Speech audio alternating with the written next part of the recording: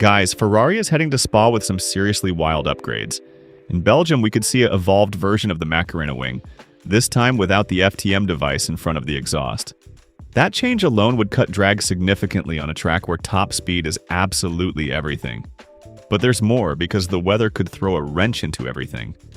A 31% chance of rain, much cooler temperatures, a completely different environment compared to Austria and Silverstone. Mercedes, who struggles in the heat, could come storming back into the picture. But Ferrari has very real hopes of standing on that podium. And then there's another massive story unfolding behind the scenes. Loic Serra is fundamentally reshaping Ferrari's entire technical structure. The French technical director has changed how the different departments communicate with each other, brought in more tire specialists, and pushed for more iterations on vehicle dynamics. That's exactly why the SF-26 is performing so well right now. We're going to break it all down. But first, hit that like button, subscribe, and stay with us until the very end. Friends, the signs from Silverstone are pointing straight at Belgium. The Ferrari SF-26 is not afraid of Mercedes at Spa-Francorchamps. In England, things became crystal clear. The quality of Maranello's car is no longer up for debate, and the team from Brackley has been put on notice. Until the end of the season, this is going to be an open fight between Leclerc and Hamilton, and between Antonelli and Russell. Power delivery, low downforce, balance. The recipe Ferrari's engineers used to beat Mercedes on their home turf was obvious from Friday onwards. Excellent setup choices, a brilliant strategic call to sacrifice downforce in favor of straight-line efficiency, flawless hybrid energy management that the rivals then scrambled to copy. The SF-26 after Barcelona wins again in England, and that is no accident. Both the Spanish and British circuits are historically tracks that reward the best overall package on the grid. If two pieces of evidence aren't quite a proof yet, the third could arrive at Spa. The three sectors at Spa present very distinct challenges. The first sector, with the long straight running from Eau Rouge-Redillon up to Les Combes, and the third sector, which sweeps from Stavelot all the way to the bus stop chicane, will both carry an extremely high energy cost. The middle sector will be crucial for recharging, and it will put a sharp emphasis on car balance. What happened at Silverstone could easily repeat itself in Belgium. Ferrari may still face a power deficit in the high-speed sections, though that gap has been reduced thanks to the first A2O package. At the same time, they could gain ground wherever chassis quality truly matters. In any case, the other competitors seem well off the pace, making a podium a very achievable target. Personally, I find it fascinating how Ferrari has turned their biggest weakness into an opportunity. The engine gap has been closed by A2O 1, and chassis superiority is doing the rest. And all of this comes before the Hungarian and Dutch rounds, which on paper suit the red car even better. Ferrari arrives in Belgium keeping a low profile, despite the Silverstone victory.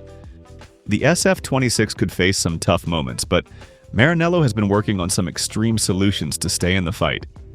The energy hunger at Spa is expected to be particularly intense.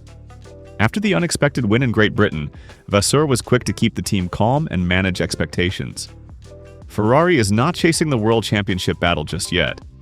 Mercedes remains the strongest package overall, but the optimization work done at Maranello has been genuinely impressive.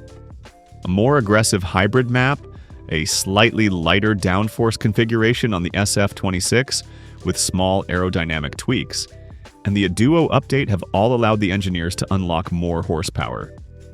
In Belgium, there could also be an evolved version of the Macarena wing, without the FTM device in front of the exhaust, which would further reduce drag. Everything is open, and the possibility of rain adds another layer of unpredictability. There will be 5 DRS zones in play, and now we get to the factor that could change absolutely everything. The weather is uncertain. The first forecast for the Belgian Grand Prix are pointing to an unpredictable weekend. Iconic Spa-Francorchamps, nestled in the forest of the Ardennes, is already famous for its wild conditions, and this weekend looks set to live up to that reputation, with weather that even the teams won't be able to fully predict. It's going to be a noticeably cooler weekend compared to Austria and Silverstone, where temperatures were running quite high. The biggest unknown is the eve of race day. According to the Weather Channel's early estimates, temperatures are expected to peak around 25 degrees. The probability of rain sits at 31%, with potential showers possible at various points throughout the day. A key factor will be the heavy cloud cover, which will bring some genuine relief from the heat. Friday looks like it should be the mildest day of the weekend, hovering around 25 degrees, before temperatures drop a few degrees on Saturday and Sunday. The chance of rainfall will ease slightly from 24% on Saturday down to 20% on Sunday. The cooler temperatures and milder conditions could be very good news for Mercedes, who have clearly struggled in the heat and looked far more comfortable in colder conditions. Ferrari also has reasons to be hopeful, and after the successes in Barcelona and Silverstone, they are aiming for at least the front row. Personally, I find this weather scenario genuinely intriguing.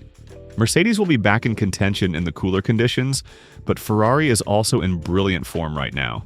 This is going to be a real battle, and if the rain arrives, it could turn everything completely upside down. With 7,000 meters of circuit and altitude that can play its own role, the weather factor here is decisive. It won't be easy, but Leclerc and Hamilton have the tools to push back against Antonelli and Russell. The first and third sectors favor top speed, but in the second sector, having an agile and well-balanced car will be everything. Ferrari, with the evolved Macarena wing without the FTM, might just have the right weapon for this fight. And now we get to the most important behind-the-scenes story of all. Loic Serra is radically transforming Ferrari. When the Frenchman arrived at Ferrari back in October of 2024, the decision to hand him the responsibility of leading the technical department made a strong impression. Vasseur wanted to give him, for the first time in his career at this level, a role that would act as the central hub of the entire technical operation. Those who worked alongside Loic Serra during his years at Mercedes describe him as an engineer who is deeply invested in cooperation between departments and genuinely passionate about the interaction between all the areas that shape a car's performance. His background from Michelin, where he worked on tire and suspension development, is a key part of the story.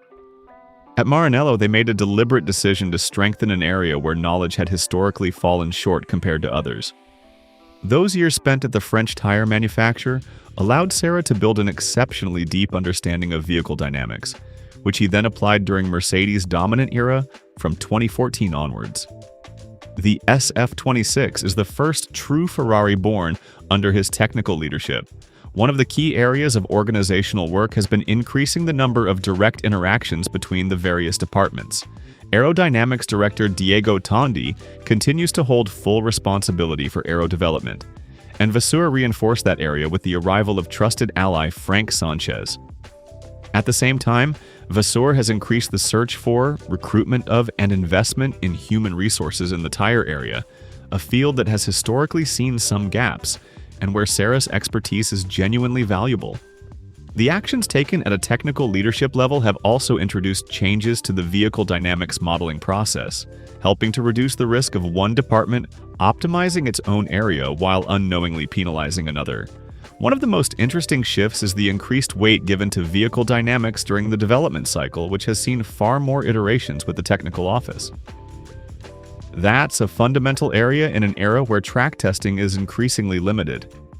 On the suspension side as well, the SF-26 is proving to be a mechanically excellent car, something Ferrari had genuinely struggled with in recent years. Attributing Ferrari's transformation entirely to Loic Serra would obviously be an oversimplification, just as it would be unfair to credit only the top of Vasseur's technical pyramid. At the same time, it's hard not to recognize how the French technical director has changed the way these departments talk to each other, especially at a moment when Maranello doesn't have a single defined chief designer figure in the way that Newey is at Aston Martin. And it is precisely this shift, more organizational than technical in nature, that represents the real change Loic Serra has brought to Ferrari. Let's recap. Ferrari arrives at Spa with an evolved Macarena wing without the FTM to cut drag. A new aggressive hybrid map. A201 narrowing the engine gap. 5 DRS zones. Uncertain weather with a 31% chance of rain and cooler temperatures. Mercedes returns to comfortable conditions, but Ferrari has very real podium ambitions. Loic Serra has transformed Ferrari. more tire specialists in the team, more vehicle dynamics iterations, better coordination between aerodynamics, suspension, and chassis. A change that is more organizational than technical. That is the true secret behind the SF-26.